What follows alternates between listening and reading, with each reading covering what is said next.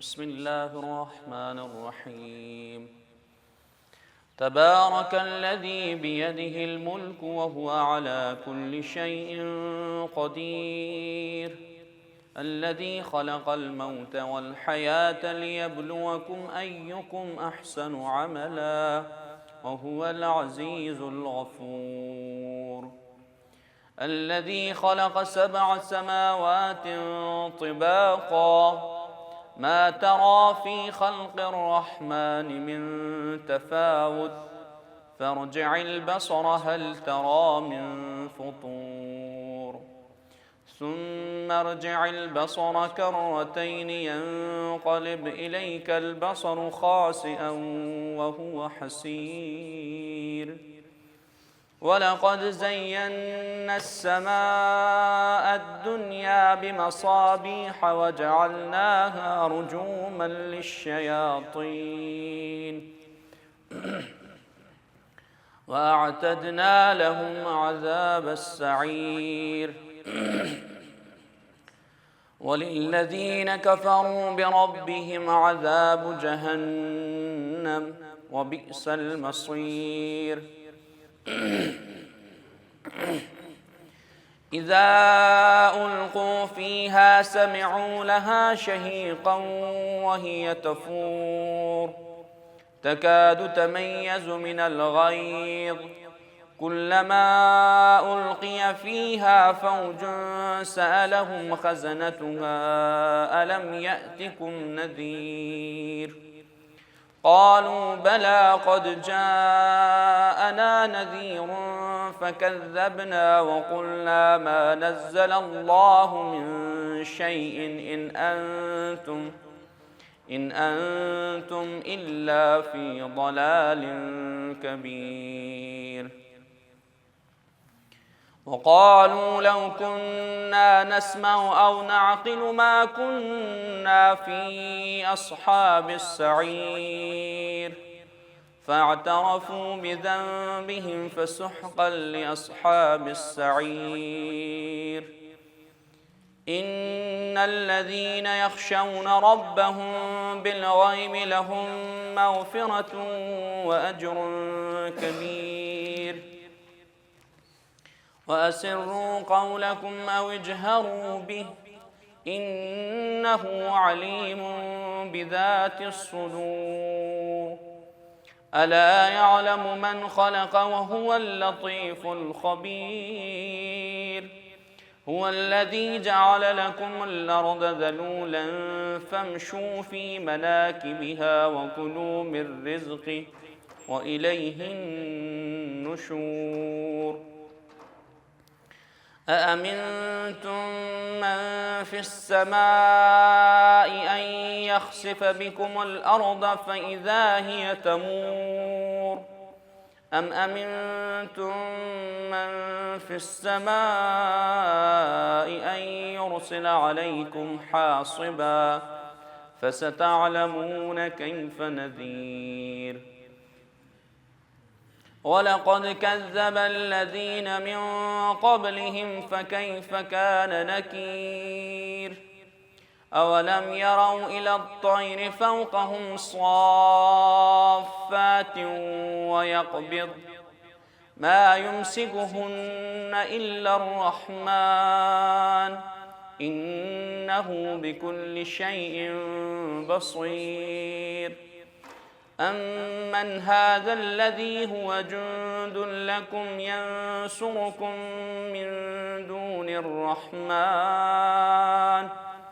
إن الكافرون إلا في غرور.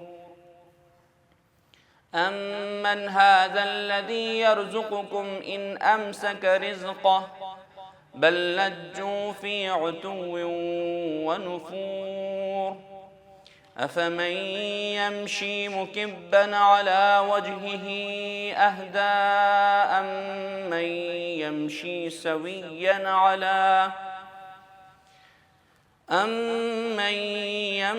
سويا على صراط مستقيم. قل هو الذي أنشأكم وجعل لكم السمع والأبصار والأفئدة قليلا ما تشكرون قل هو الذي ذرأكم في الأرض وإليه تحشرون ويقولون متى هذا الوعد إن كنتم صادقين قل إنما العلم عند الله وإنما أنا نذير مبين فلما رأوه زلفة سيئت وجوه الذين كفروا وقيل هذا الذي كنتم به تدعون قل أرأيتم إن أهلكني الله ومن معي أو رحمنا فمن يجير الكافرين من عذاب أليم قل هو الرحمن آمنا به وعليه توكلنا فستعلمون من هو في ضلال مبين قل أرأيتم إن أصبح ماؤكم غورا فمن يأتيكم بماء معين بسم الله الرحمن الرحيم نون والقلم وما يسطرون ما أنت بنعمة ربك بمجنون وإن لك لأجرا غير ممنون وإنك لعلى خلق عظيم فستبصر ويبصرون بأيكم المفتون إن ربك هو أعلم بمن ضل عن سبيله وهو أعلم بالمهتدين فلا تطع المكذبين ودوا لو تدهن فيدهنون ولا تطع كل حلاف مهين هماز مشاء بنميم مناع للخير معتد أثيم عتل بعد ذلك زنيم أن كان ذا مال وبنين إذا تتلى عليه آياتنا قال أساطير الأولين سنسمه على الخرطوم إنا بلوناهم كما بلونا أصحاب الجنة إذ أقسموا ليصرمنها مصبحين ولا يستثنون فطاف عليها طائف من ربك وهم نائمون فأصبحت كالصريم فتنادوا مصبحين أن اغدوا على حرثكم إن كنتم صارمين فانطلقوا وهم يتخافتون ألا يدخلنها اليوم عليكم مسكين وغدوا على حرد قادرين فلما رأوها قالوا إنا لضالون بل نحن محرومون قال أوسطهم ألم أقل لكم لولا تسبحون قالوا سبحان ربنا إنا كنا ظالمين فأقبل بعضهم على بعض يتلاومون قالوا يا ويلنا إنا كنا طاغين عسى ربنا أن يبدلنا خيرا منها إنا إلى ربنا راغبون كذلك العذاب ولعذاب الآخرة أكبر لو كانوا يعلمون إن للمتقين عند ربهم جنات النعيم أفنجعل المسلمين كالمجرمين ما لكم كيف تحكمون أم لكم كتاب فيه تدرسون إن لكم فيه لما تخيرون أم لكم أيمان علينا بالغة إلى يوم القيامة إن لكم لما تحكمون سلهم أيهم بذلك زعيم أم لهم شركاء فليأتوا بشركائهم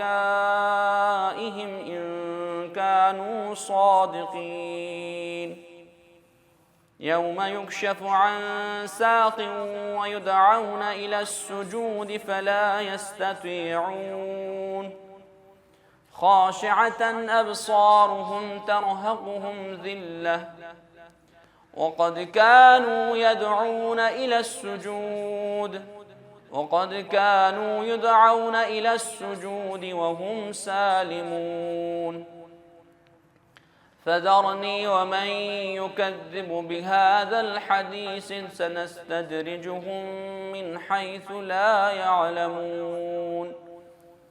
وأملي لهم إن كيدي متين أم تسألهم أجرا فهم من مغرم مثقلون أم عندهم الغيب فهم يكتبون فاصبر لحكم ربك ولا تكن كصاحب الحوت إذ نادى وهو مكظوم لولا أن تداركه نعمة من ربه لنبذ بالعراء وهو مذموم فاجتباه ربه فجعله من الصالحين وإن يكاد الذين كفروا ليزلقونك بأبصارهم لما سمعوا الذكر ويقولون إنه لمجنون وما هو إلا ذكر للعالمين بسم الله الرحمن الرحيم الحاقة ما الحاقة وما أدراك ما الحاقة كذبت ثمود وعاد بالقارعة فأما ثمود فأهلكوا بالطاغية وأما عاد فأهلكوا بريح صرصر عاتية سخرها عليهم 7 ليال و8 أيام حسوما فترى القوم فيها صرعى كأنهم أعجاز نخل خاوية فهل ترى لهم من باقية وجاء فرعون ومن قبله والمؤتفكات بالخاطئة فعصوا رسول ربهم فأخذهم أخذة رابية إنا لما طغى الماء حملناكم في الجارية لنجعلها لكم تذكرة وتعيها أذن واعية فإذا نفخ في الصور نفخة واحدة وحملت الأرض والجبال فدكتا دكة واحدة فيومئذ وقعت الواقعة وانشقت السماء فهي يومئذ واهية والملك على أرجائها ويحمل عرش ربك فوقهم يومئذ ثمانية يومئذ تعرضون لا تخفى منكم خافية فأما من أوتي كتابه بيمينه فيقول هاؤم اقرءوا كتابيه إني ظننت أني ملاق حسابيه فهو في عيشة راضية في جنة عالية قطوفها دانية كلوا واشربوا هنيئا بما أسلفتم في الأيام الخالية وأما من أوتي كتابه بشماله فيقول يا ليتني لم أوت كتابيه ولم أدر ما حسابيه يا ليتها كانت القاضية ما أغنى عني ماليه هلك عني سلطانيه خذوه فغلوه ثم الجحيم صلوه ثم في سلسلة ذرعها 70 ذراعا فاسلكوه إنه كان لا يؤمن بالله العظيم ولا يحض على طعام المسكين فليس له اليوم هاهنا حميم ولا طعام إلا من غسلين لا يأكله إلا الخاطئون فلا أقسم بما تبصرون وما لا تبصرون إنه لقول رسول كريم وما هو بقول شاعر قليلا ما تؤمنون ولا بقول كاهن قليلا ما تذكرون تنزيل من رب العالمين ولو تقول علينا بعض الأقاويل لأخذنا منه باليمين ثم لقطعنا منه الوتين فما منكم من أحد عنه حاجزين وإنه لتذكرة للمتقين وإنا لنعلم أن منكم مكذبين وإنه لحسرة على الكافرين وإنه لحق اليقين فسبح باسم ربك العظيم أعوذ بالله من الشيطان الرجيم بسم الله الرحمن الرحيم سأل سائل بعذاب واقع للكافرين ليس له دافع من الله ذي المعارج تعرج الملائكة والروح إليه في يوم كان مقداره 50,000 سنة فاصبر صبرا جميلا إنهم يرونه بعيدا ونراه قريبا يوم تكون السماء كالمهل وتكون الجبال كالعهن ولا يسأل حميم حميما يبشرونهم يود المجرم لو يفتدي من عذاب يومئذ ببنيه وصاحبته وأخيه وفصيلته التي تؤويه ومن في الأرض جميعا ثم ينجيه كلا إنها لظى نزاعة للشوى تدعو من أدبر وتولى وجمع فأوعى إن الإنسان خلق هلوعا إذا مسه الشر جزوعا وإذا مسه الخير منوعا إلا المصلين الذين هم على صلاتهم دائمون والذين في أموالهم حق معلوم للسائل والمحروم والذين يصدقون بيوم الدين والذين هم من عذاب ربهم مشفقون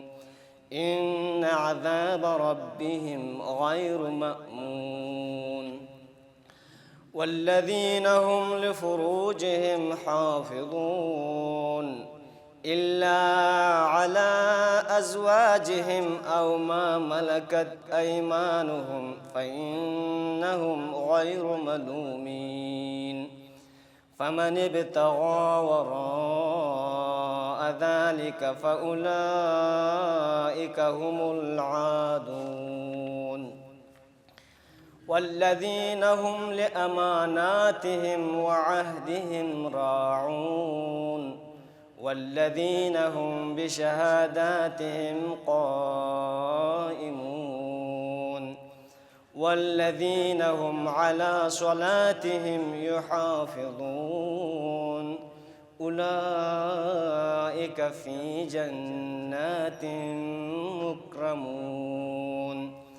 فما للذين كفروا قبلك مهطعين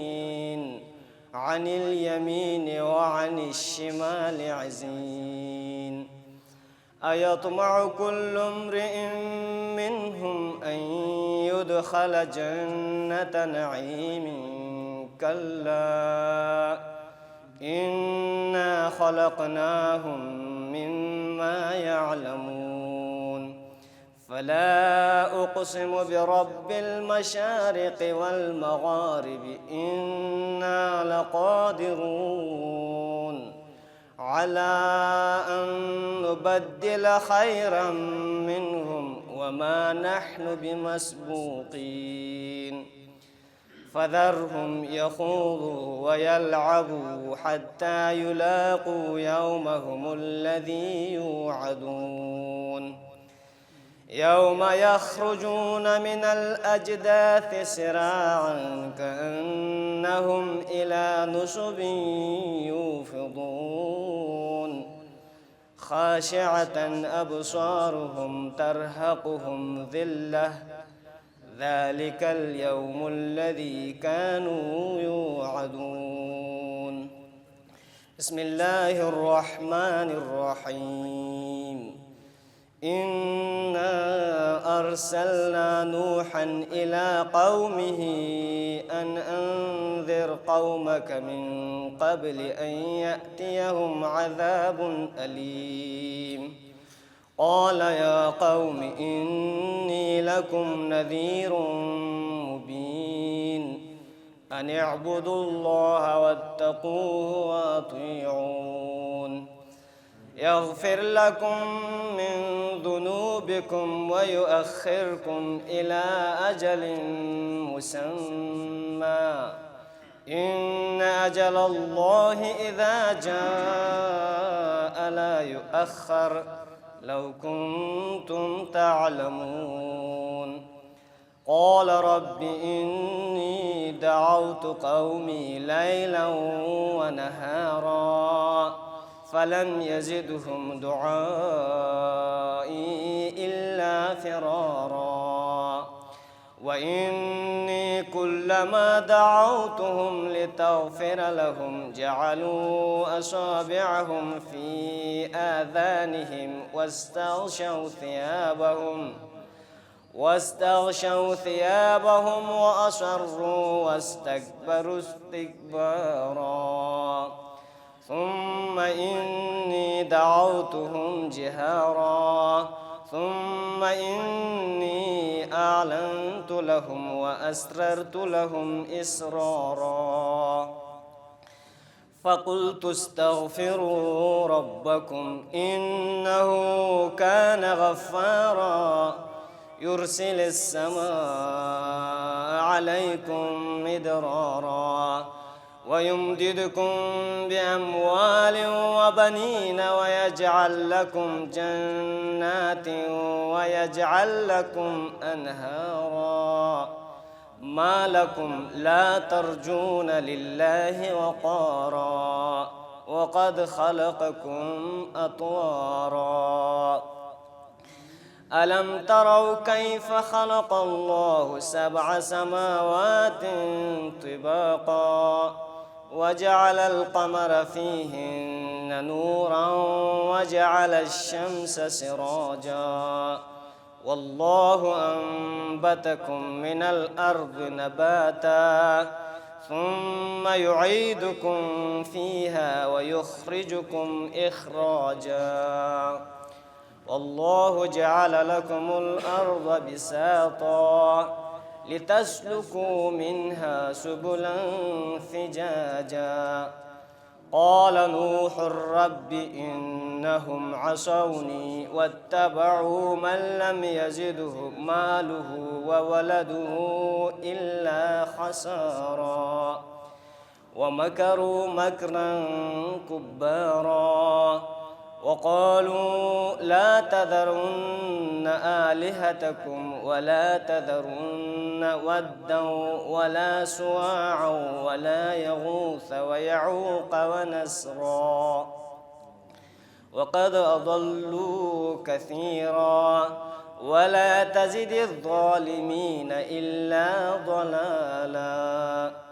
مما خطيئاتهم أغرقوا فأدخلوا نارا فلم يجدوا لهم من دون الله أنصارا وقال نوح رب لا تذر على الأرض من الكافرين ديارا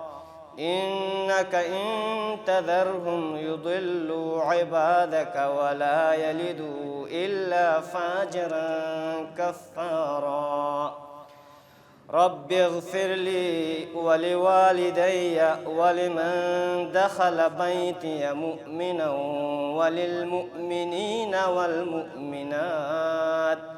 ولا تزد الظالمين إلا تبارا بسم الله الرحمن الرحيم قل أوحي إلي أنه استمع نفر من الجن فقالوا إنا سمعنا قرآنا عجبا يهدي إلى الرشد فآمنا به ولن نشرك بربنا أحدا وأنه تعالى جد ربنا ما اتخذ صاحبة ولا ولدا وأنه كان يقول سفيهنا على الله شططا وأنا ظننا أن لن تقول الإنس والجن على الله كذبا وأنه كان رجال من الإنس يعوذون برجال من الجن فزادوهم رهقا وأنهم ظنوا كما ظننتم أن لن يبعث الله أحدا وأنا لمسنا السماء فوجدناها ملئت حرسا شديدا وشربا وأنا كنا نقعد منها مقاعد للسمع فمن يستمع الآن يجد له شهابا رصدا وأنا لا ندري أشر أريد بمن في الأرض أم أراد بهم ربهم رشدا وأنا منا الصالحون ومنا دون ذلك كنا طرائق قددا وأنا ظننا أن لن نعجز الله في الأرض ولن نعجزه هربا وأنا لما سمعنا الهدى آمنا به فمن يؤمن بربه فلا يخاف بخسا ولا رهقا وأنا منا المسلمون ومنا القاسطون فمن أسلم فأولئك تحروا رشدا وأما القاسطون فكانوا لجهنم حطبا وأن لو استقاموا على الطريقة لأسقيناهم ماء غدقا لنفتنهم فيه ومن يعرض عن ذكر ربه يسلكه عذابا صعدا وأن المساجد لله فلا تدعوا مع الله أحدا وأنه لما قام عبد الله يدعوه كادوا يكونون عليه لبدا قل إنما أدعو ربي ولا أشرك به أحدا قل إني لا أملك لكم ضرا ولا رشدا قل إني لن يجيرني من الله أحد ولن أجد من دونه ملتحدا إلا بلاغا من الله ورسالاته ومن يعص الله ورسوله فإن له نار جهنم خالدين فيها أبدا حتى إذا رأوا ما يوعدون فسيعلمون من أضعف ناصرا وأقل عددا قل إن أدري أقريب ما توعدون أم يجعل له ربي أمدا عالم الغيب فلا يظهر على غيبه أحدا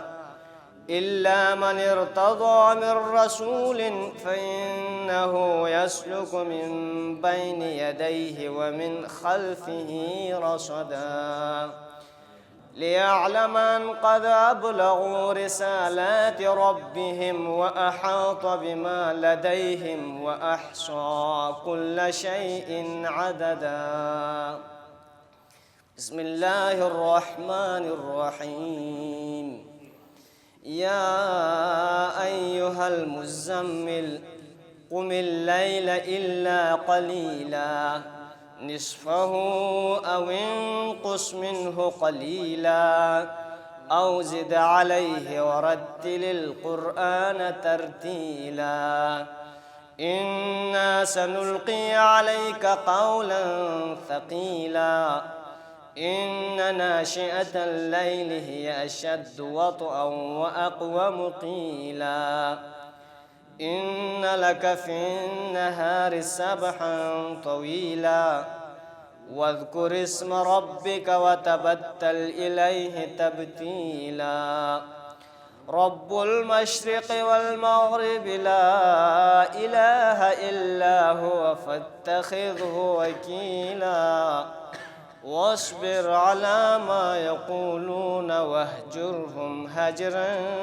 جميلا وذرني والمكذبين أولي النعمة ومهلهم قليلا إن لدينا أنكالا وجحيما وطعاما ذا غصة وعذابا أليما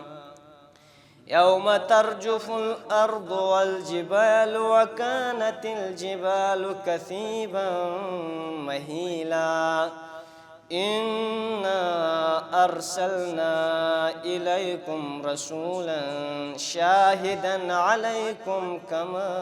أرسلنا إلى فرعون رسولا فعصى فرعون الرسول فأخذناه أخذا وبيلا فكيف تتقون إن كفرتم يوما يجعل الولدان شيبا السماء منفطر به كان وعده مفعولا إن هذه تذكرة فمن شاء اتخذ إلى ربه سبيلا إن ربك يعلم أنك تقوم أدنى من ثلثي الليل ونصفه وثلثه وطائفة من الذين معك والله يقدر الليل والنهار علم أن لن تحصوه فتاب عليكم فاقرؤوا ما تيسر من القرآن علم أن سيكون منكم مرضى وآخرون يضربون في الأرض يبتغون من فضل الله وآخرون يقاتلون في سبيل الله فاقرؤوا ما تيسر منه وأقيموا الصلاة وآتوا الزكاة وأقرضوا الله قرضا حسنا وما تقدموا لأنفسكم من خير تجدوه عند الله هو خيرا وأعظم أجرا واستغفروا الله إن الله غفور رحيم. أعوذ بالله من الشيطان الرجيم. بسم الله الرحمن الرحيم. يا أيها المدثر قم فأنذر وربك فكبر وثيابك فطهر والرجز فاهجر ولا تمنن تستكثر ولربك فاصبر فإذا نقر في الناقور فذلك يومئذ يوم عسير على الكافرين غير يسير ذرني ومن خلقت وحيدا وجعلت له مالا ممدودا وبنين شهودا ومهدت له تمهيدا ثم يطمع أن أزيد كلا إنه كان لآياتنا عنيدا سأرهقه صعودا إنه فكر وقدر فقتل كيف قدر ثم قتل كيف قدر ثم نذر ثم عبس وبسر ثم أدبر واستكبر فقال إن هذا إلا سحر يؤثر إن هذا إلا قول البشر سأصليه سقر وما أدراك ما سقر لا تبقي ولا تذر لواحة للبشر عليها 19 وما جعلنا أصحاب النار إلا ملائكة وما جعلنا عدتهم إلا فتنة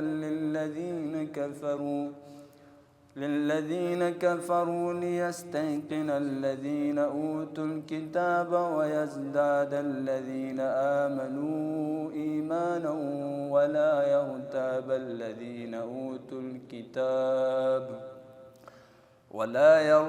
الذين أوتوا الكتاب والمؤمنون وليقول الذين في قلوبهم مرض والكافرون ماذا أرادهم بهذا مثلا كذلك يضل الله من يشاء ويهدي من يشاء وما يعلم جنود ربك إلا هو وما هي إلا ذكرى للبشر كلا والقمر والليل إذ أدبر والصبح إذا أسفر إنها لإحدى الكبر نذيرا للبشر لمن شاء منكم أن يتقدم أو يتأخر كل نفس بما كسبت رهينة إلا أصحاب اليمين في جنات يتساءلون عن المجرمين ما سلككم في سقر قالوا لم نك من المصلين ولم نكن نطعم المسكين وكنا نخوض مع الخائضين وكنا نكذب بيوم الدين حتى أتانا اليقين فما تنفعهم شفاعة الشافعين فما لهم عن التذكرة معرضين كأنهم حمر مستنفرة فرت من قسورة بل يريد كل امرئ منهم أن يؤتى صحفا منشرة كلا بل لا يخافون الآخرة كلا إنه تذكرة فمن شاء ذكره وما يذكرون إلا أن يشاء الله هو أهل التقوى وأهل المغفرة بسم الله الرحمن الرحيم لا أقسم بيوم القيامة ولا أقسم بالنفس اللوامة أيحسب الإنسان أن لن نجمع عظامه بلى قادرين على أن نسوي بنانه بل يريد الإنسان ليفجر أمامه يسأل أيان يوم القيامة فإذا برق البصر وخسف القمر وجمع الشمس والقمر يقول الإنسان يومئذ أين المفر كلا لا وزر إلى ربك يومئذ المستقر ينبأ الإنسان يومئذ بما قدم وأخر بل الإنسان على نفسه بصيرة ولو ألقى معاذيره لا تحرك به لسانك لتعجل به إن علينا جمعه وقرآنه فإذا قرأناه فاتبع قرآنه ثم إن علينا بيانه كلا بل تحبون العاجلة وتذرون الآخرة وجوه يومئذ ناظرة إلى ربها ناظرة ووجوه يومئذ باسرة تظن أن يفعل بها فاقرة كلا إذا بلغت التراقي وقيل من راق وظن أنه الفراق والتفت الساق بالساق إلى ربك يومئذ المساق فلا صدق ولا صلى ولكن كذب وتولى ثم ذهب إلى أهله يتمطى أولى لك فأولى ثم أولى لك فأولى أيحسب الإنسان أن يترك سدى ألم يك نطفة من مني يمنى ثم كان علقة فخلق فسوى فجعل منه الزوجين الذكر والأنثى أليس ذلك بقادر على أن يحيي الموتى بسم الله الرحمن الرحيم هل أتى على الإنسان حين من الدهر لم يكن شيئا مذكورا إنا خلقنا الإنسان من نطفة أمشاج نبتليه فجعلناه سميعا بصيرا إنا هديناه السبيل إما شاكرا وإما كفورا إنا أعتدنا للكافرين سلاسل وأغلالا وسعيرا إن الأبرار يشربون من كأس كان مزاجها كافورا عينا يشرب بها عباد الله يفجرونها تفجيرا يوفون بالنذر ويخافون يوما كان شره مستطيرا ويطعمون الطعام على حبه مسكينا ويتيما وأسيرا إنما نطعمكم لوجه الله لا نريد منكم جزاء ولا شكورا إنا نخاف من ربنا يوما عبوسا قمطريرا فوقاهم الله شر ذلك اليوم ولقاهم نضرة وسرورا وجزاهم بما صبروا جنة وحريرا متكئين فيها على الأرائك لا يرون فيها شمسا ولا زمهريرا ودانية عليهم ظلالها وذللت قطوفها تذليلا ويطاف عليهم بآنية من فضة وأكواب كانت قوارير من فضة قدروها تقديرا ويسقون فيها كأسا كان مزاجها زنجبيلا عينا فيها تسمى سلسبيلا ويطوف عليهم ولدان مخلدون إذا رأيتهم حسبت لؤلؤا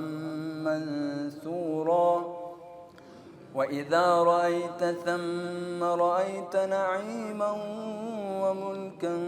كبيرا عاليهم ثياب سندس خضر واستبرق